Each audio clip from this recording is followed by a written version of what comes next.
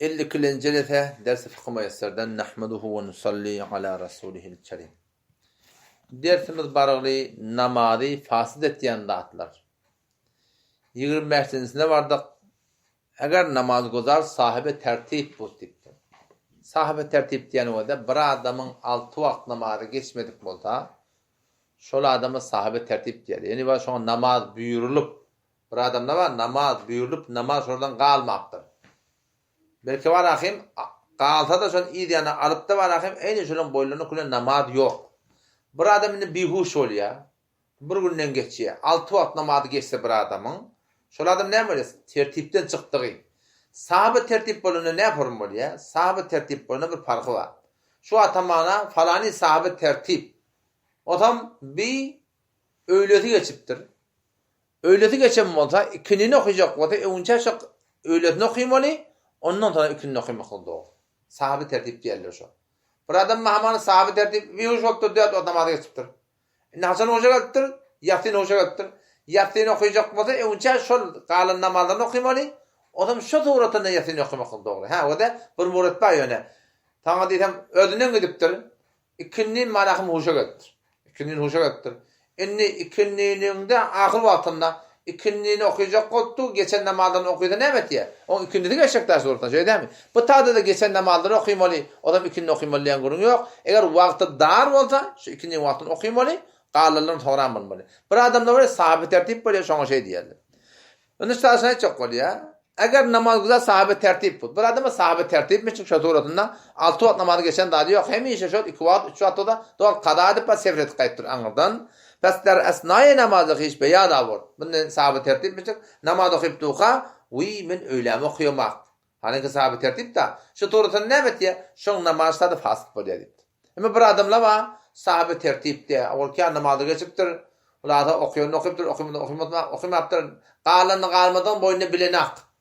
Şu doğrudan ne? Ol her vakti kada alsa alamalı yani. Hatta geçen namazı alıp sonra manahim ol vakti namazını okuymalı diyen görünüyor. 26'sı näme? Eger imamı piş namaz ettir. Bir adamı canişin etdiye namaz okuyupdu Muhammed birden peşewi, ular da peşewi diyen yankı dehreti podulýar. Dehreti podulanda ýerden birini çekmeli ewe. Şu doğrudan ewe çeken ne? Ordan o çeken adam da hiç bilinapır. Ama adam işte karısı adam işte. Şu taýda jamaatın namazı kullan şu dursun bolýar. Düşýärmi ýa? Çünki amam o çen adam hetmin zarur ki iddiakilerden qawuldyň, qawrak bilsin, gatar qawrak bilmeden namazyň soratynda kamil soratynda bilýän adam bolmakly gerek. Şu doratyn eger amam marahim dehlet pollarına baýdyr, ozur bolanna ýerine çekýän adamdy, bir alımly, bilimli adam bolmasa hesap bilmeýär. O mümüşik de hesap bilenä. Şonda namaz şu dursun kullan bolýar, fasit bolýar suratynda. Odam şu taýdan sünnete mutabyk aýdylýan gurunşy ki imamın ýerinde kim durmaly? Alımlı, bilimli adamly durmaly. Hadise de gelegli Hanefi mezhebiniň fuqahalary da şoňa gurun edip, şoňa näme etdirler? Fetva beripdirler. Peygamber Efendimiz mübarek sözü var.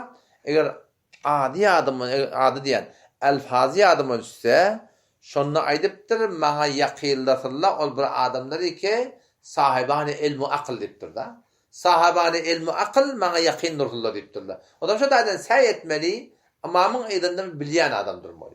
Amam bolup biljek adam durmaly. Her bir adam şoň eýdinde durmakly näme? Dogry däl. O bir adam durupdyr da, durupdyr, amamda dähde bolanda namaz dogry ki. Ýöne tertip taýdan sünnetiň biri şol, amamın eýdinde bilýän adam durmaly. 20-nji näme? Eger namaz güzar goman kert ki belbe bir wuzuy arşady. Bir gümen etdi, peşe burat gelada o menden. Namazı bozulan mukaddet tabi. Dehlet bozulan mukaddet. Dehlet bozulan näme bolýar? Namaz bozulýar. Ondan sonra mescitten çykýar. Ya teplerden geçýär. Ya hemen evini öz arahmı koyan sutra diýilýär da. Düde data namaz okuýanda onu biraz koymaly bir yarım metre ýarak medende burada. Ýogylygy başa barmak ýarak bolmaly.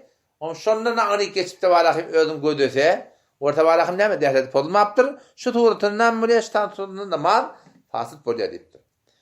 Elbette o näme bini öz ihtiýar bil marahym häkil diýerler. Tamam birden de şey duruşunda mesela çykyp barsa bir aşina ehemmedeni oradan peşe gaýdakdyr bilýär. Edenme işim bokdur da. Böyle burnu ganyýar bilýär. Öz ihtiýar näkide atdy. Öz ihtiýarda bolman ganýanda gidahan de hakynakyn ýyny ýetiramaly diýen gurun boldy. Geçen jelede şey dämi? Ama o turatynda ýamaşadyny okuyda gawy. Ama bu suratında dehretsiz olan muhalif gidiptir meçhiden çıkıptır ya teplerden geçiptir ya süteden ağrı geçiptir. Sonra görüptür ki nem yok dehret bolundan adı yok. Şu suratında namaz yine de nem oluyor? İşte adı fasıt boluyor. Hop. Şu suratında. Hop. Ondan sonra 28'den näme? Eger namazın arasında gülhü deyiptir. Gülmeklik avvalı defterde geçti. İş form oluyor. Bir var yıldızarmaklık oluyor. Yani bir tebessüm oluyor yıldızarıya. Bunda bir müşkül yok. Bir oluyor içine bırakıp içine çıktır diye adam. Bir hayda bir oğlancık evine geliptir, edatlar çıkarttır, belli bir şeydir oğlan uşak. Adam son gurku tutuptur. Ya geçenlerde bir yağdan gurku tutuptur. İçine düşüyor bunun. Adam sonra içine düşeni yankı hoklap karnı şöyle goyoklardır, kıymılamandır da sonra ne bitiyor? Namaz bozuluyor. Yamaşan namazı, yamaşan hak etme oluyor. Ama bir adam katı gülse. Katı gülüp de var teoride eşte ona ne oluyor? Kullen dehret bilen kapat bozuluyor. Gidip dehret kılıp yamaşan namazı kıymır. Şu suratında. Eğer namazın sonra gülse o karnından da şeyle tırkılente var ahin goyoklarda tırkılente şu suratında namaz bozuluyor. Bir oluyor o da sen anırdan gülkü oluyor. Taklayan da her şeyle ödün. Yani şimdi taklanan da sen goyben buna yığınlanıyor da o menzurda yaşlarda. Gülüp barahın goybek sandırır biliyor musun?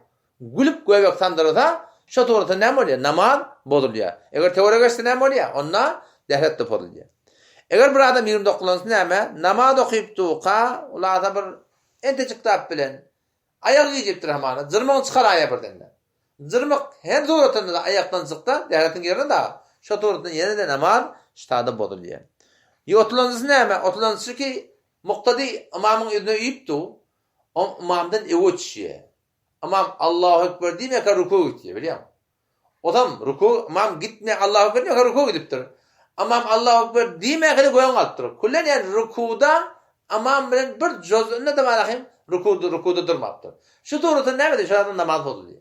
Evet de bir adam havas pertman imamdan önce gidiptir biliyor musun rukuya? Ya secdeye gidiptir.